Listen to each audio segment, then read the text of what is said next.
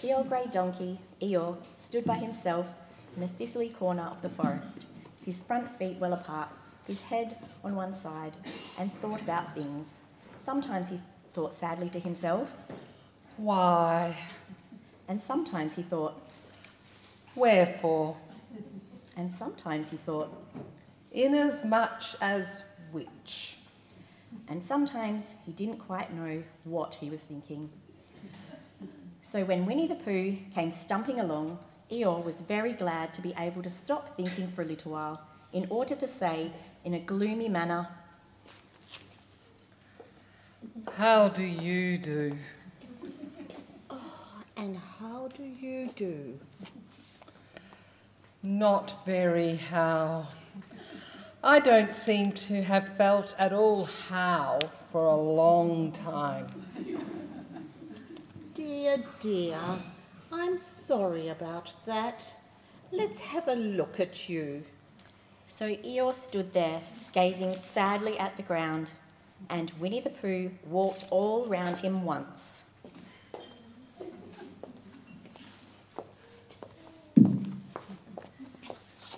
Why, what's happened to you, to your tail? What has happened to it? It isn't there. Are you sure? Well, either a tail is there or it isn't there. You can't make a mistake about it, and yours isn't there.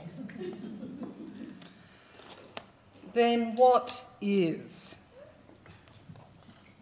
Nothing. Let's have a look.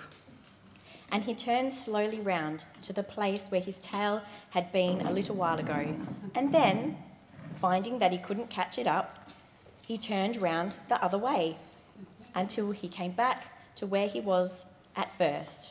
And then he put his head down and looked between his front legs. And at last he said, with a long, sad sigh, I believe you're right. Of course I'm right. That accounts for a great deal.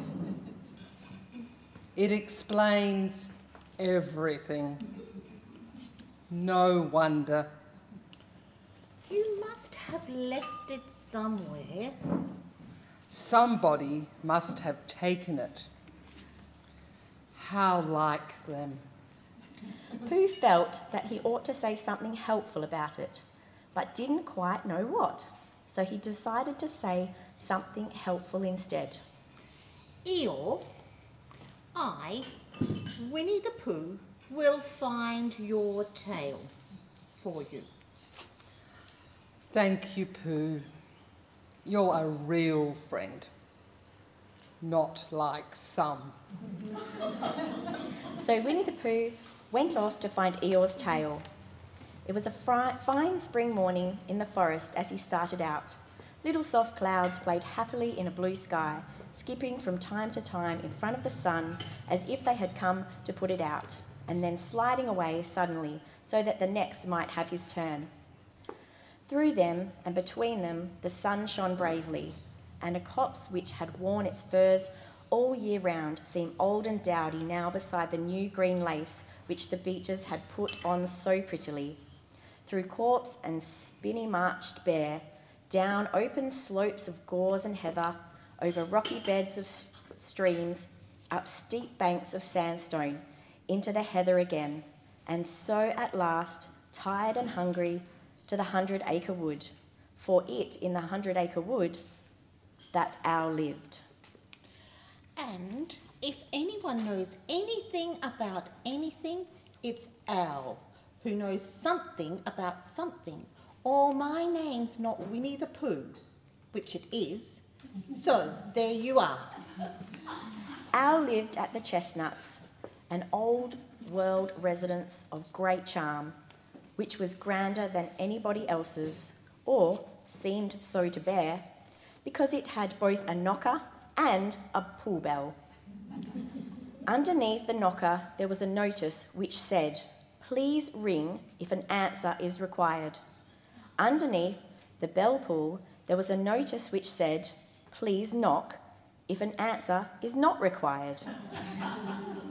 These notices had been written by Christopher Robin, who was the only one in the forest who could spell, for Owl, wise though he was in many ways, able to read and write and spell his name, W-O-L, yet somehow went all to pieces over delicate words like measles and buttered toast. Winnie the Pooh read the two notices very carefully, first from left to right, and afterwards, in case he had missed some of it, from right to left.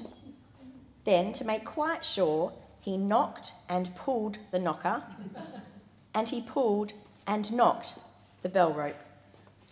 And he called out in a very loud voice, "Owl, I require an answer.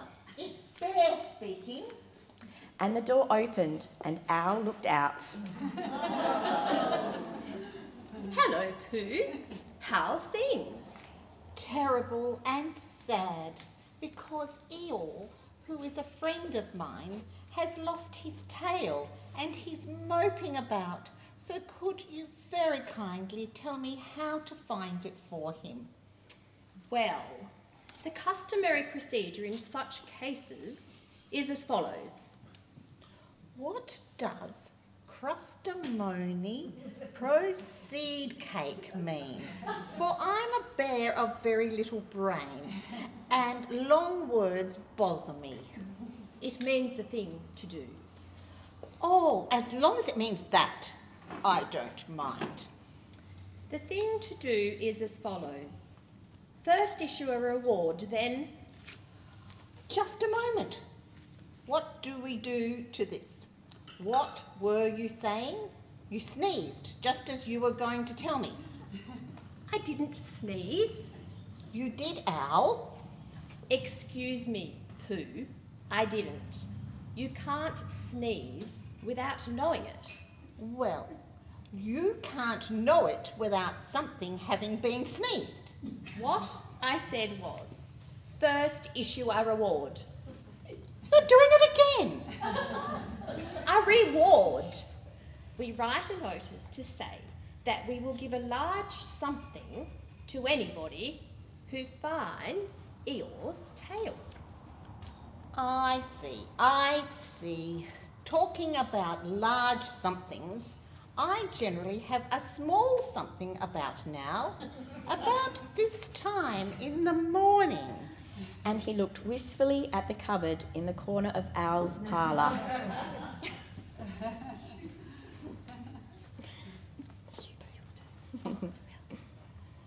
Just a mouthful of condensed milk, or what not, with perhaps a lick of honey.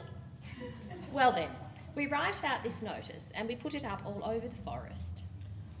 A lick of honey, or not, as the case may be.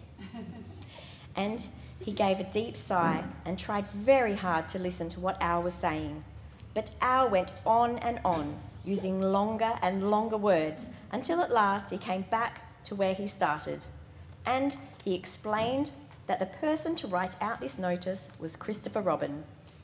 It was he who wrote the ones on my front door for me. Did you see them, Pooh? For some time now, Pooh had been saying, Of course I'm right. Sorry. Yes? and No. in turn, with his eyes shut, to all that Owl was saying, and having said, Yes. last time he said, No, not at all. now without really knowing what Owl was talking about. Didn't you see them? Come and look now. So they went outside, and Pooh looked at the knocker and the notice below it, and he looked at the bell rope and the notice below it. And the more he looked at the bell rope, the more he felt like he had seen something like it somewhere else, some time before. Handsome bell rope, isn't it? It reminds me of something, but I can't think what. Where did you get it?